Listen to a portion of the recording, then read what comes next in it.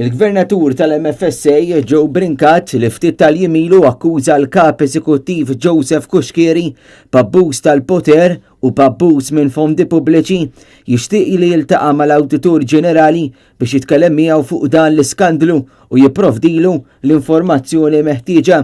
Dwar dan il-każ l-Awtorità Maltija s-Servizzi Finanzjarji għażlet li tibqa' siekta u baqgħet xotta anki minn kliema fuq dan il-każ.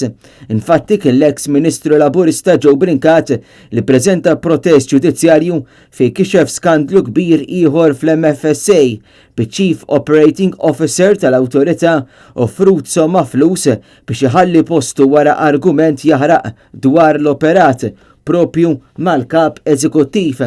Joe Brincat fil-medja soċjali kiteb li spiċċaw iż-żminijiet tar-rejiet u l-irġejjen u insista li huwa għadu soċjalist iżda qal li uħud qed iwettqu l-bużullotti u jilabunoli b'fondi pubbliċi.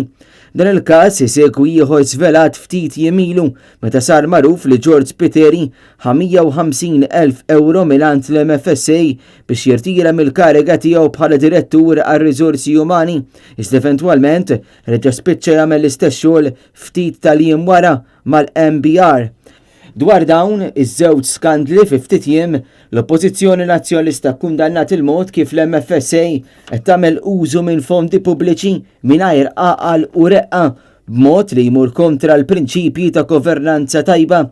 Adrian Dalija qal li ma jgħaddix jum wieħed li ma nisimgħux bi skandlu ġdid tal-Gvern Laburista.